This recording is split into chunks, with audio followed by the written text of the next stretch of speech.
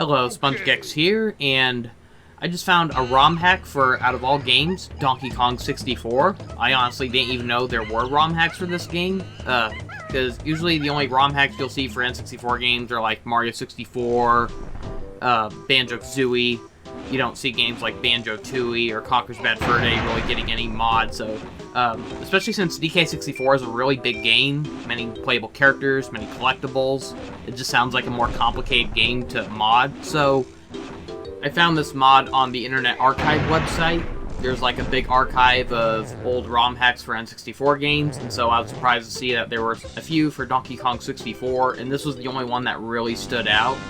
The others were mostly just like hacks, like being able to swap characters anywhere at any time without needing the tag barrels.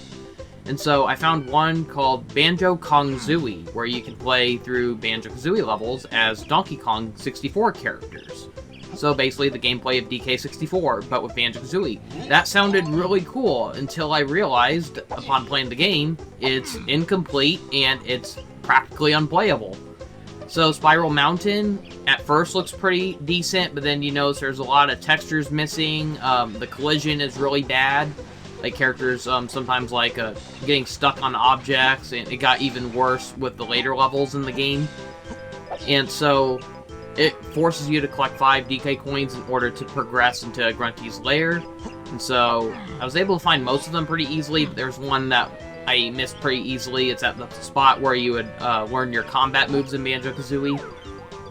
And so, yeah, it's a good thing I used save states during this, because there were a lot of game-breaking moments, and so I like to, when playing on emulators, I like to make save states in case a glitch occurs.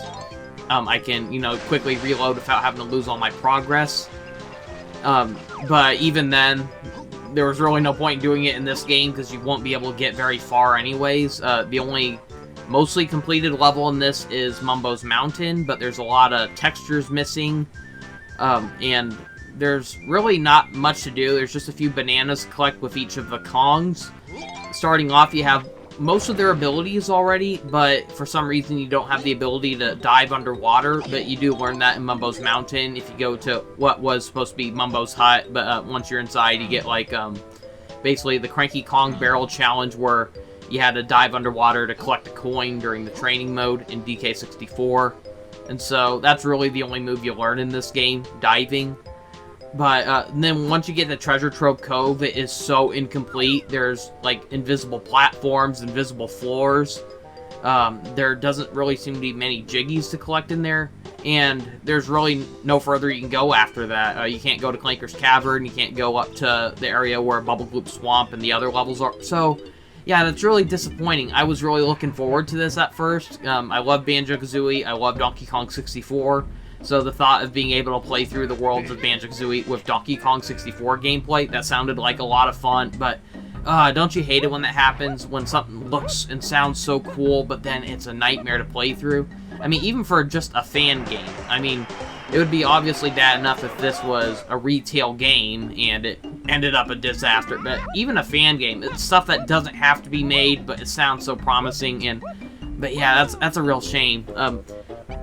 I've been playing a lot of Banjo-Kazooie ROM hacks lately, and a lot of them are really mediocre. I mean, obviously, Kirko Mods makes the best mods, but I feel really mixed about those, to be honest, because they require perfectionism, basically. You have to 100% complete everything to progress, where even Banjo-Kazooie, it didn't force you to have to collect everything to win the game, but it did reward those who actually found as much as they could. Like getting the upgrades before the final battle in Grunty's lair, or finding Cheeto with his missing pages. It's like, it's possible to beat the game without all that stuff, but it's really rewarding and makes it a lot easier if you do actually take the time to look for everything. And so, obviously, Donkey Kong 64 is a much more punishing collectathon compared to Banjo-Kazooie, where you do practically have to collect everything if you want to 100% it. Like the dreaded Nintendo coin. Like a lot of people say the rare coin was really hard to get. No, Jetpack, that was easy to get through. The Donkey Kong Arcade, that was a nightmare. So,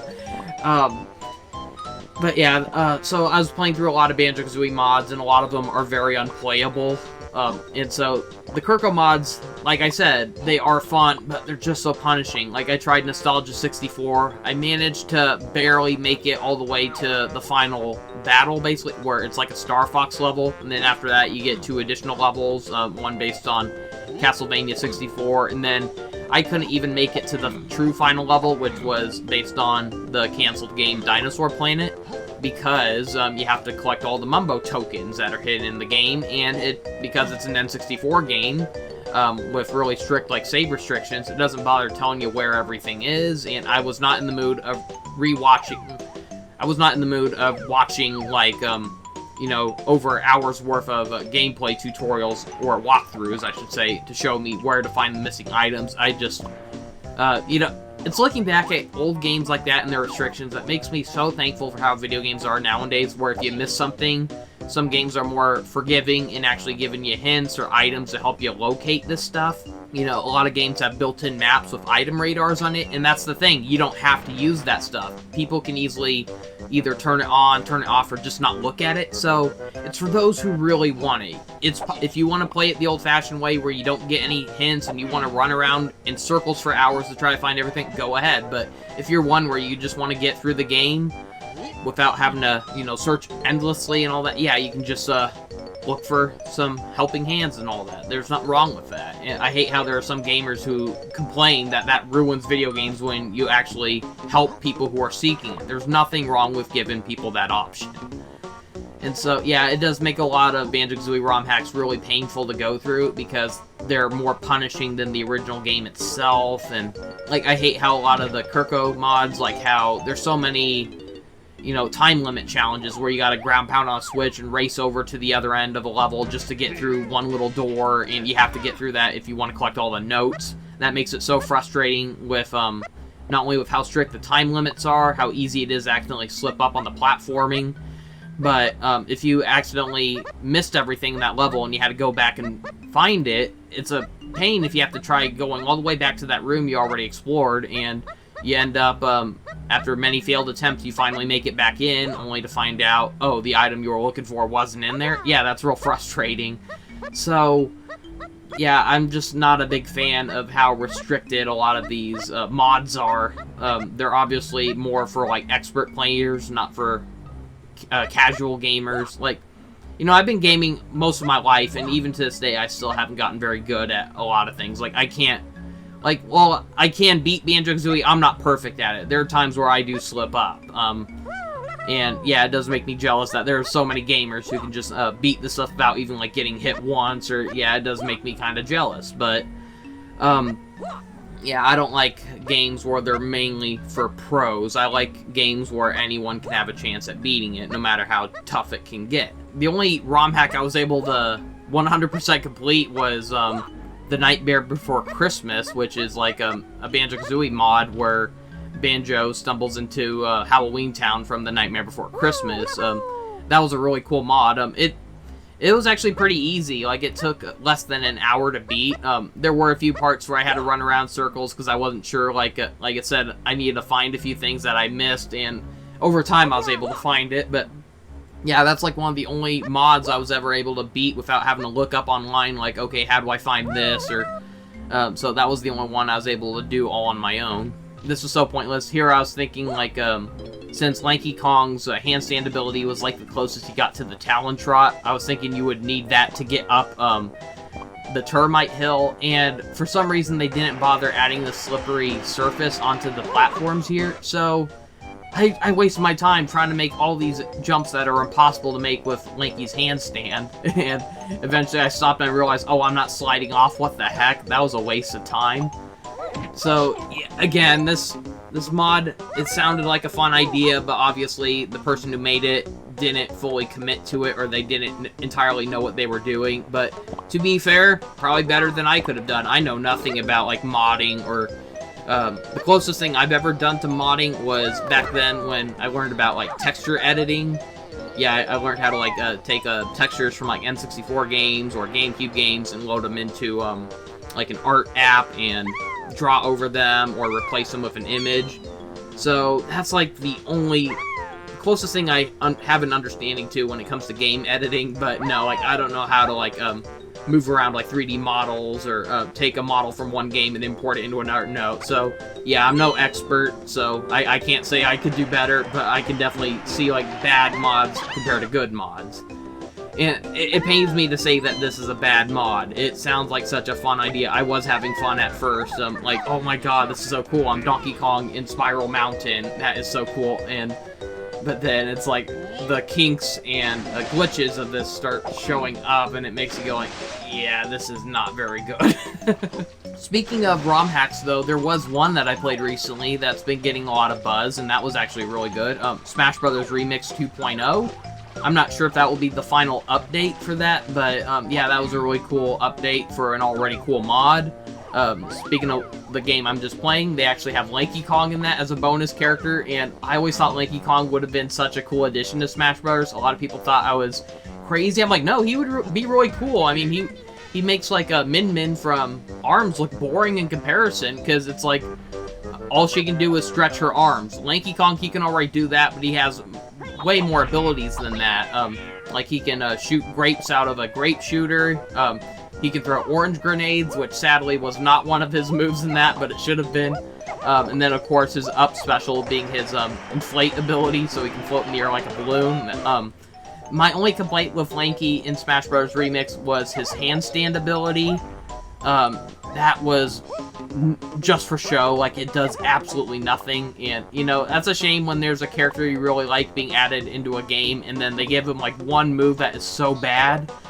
It made me shocked how, despite being a ROM hack of an N64 game that has been kind of outdated, like a lot of people agree that the first Smash Bros. Pales in comparison to every single game that came afterwards. Like the movesets, the graphics, the levels got so much better with every sequel. And so it's funny how a mod for the very first game actually has better movesets for characters like Wario and Banjo and Kazooie.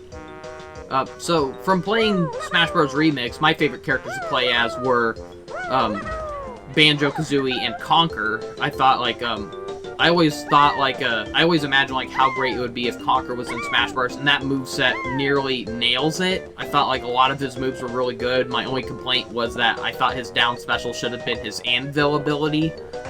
Similar to like Kirby's stone down special, where he turns into his rock Kirby form. That should have been Conker's form, where he just turns into an anvil and slams opponents. Instead, he has like a slow grenade throwing ability. Yeah, I don't know. Didn't care for that. But, yeah, Banjo and Kazooie's moveset was overall a lot better. I liked how, like, their down special was the Beak Buster. I liked how, his up special, instead of just being the spring pad, it was like the flight, and then it had the beak bomb ability. That was really cool. I thought the egg shooting worked a lot better in that too. I almost considered doing a playthrough of Smash Bros. Remix. Like, I did do a video where I went through like every stage with every character, but that just went on way too long, and I thought people would have got bored with that, so I kind of just canceled that. But I don't know, if anyone wants me to do a video on Smash Bros. Remix, let me know. Like, I'm not sure if I'm going to do like a really long thing. Like, I might just go through the story mode with a few characters or something, but I don't want to try like it just would have been way too long with like, 'cause I was like counting how many hours it would have been if I upload this onto YouTube, and it was so ridiculous. Like, it was nearly like 10 hours worth of footage. It's like, no, I don't even want to split this up into parts or anything. It's just way too long. I figured people would have got bored with my gameplay anyways, but anyways, that's all I have to say for now, so enjoy the rest of this train wreck of a mod, I guess. Thank you for watching, and enjoy the rest of it, I guess.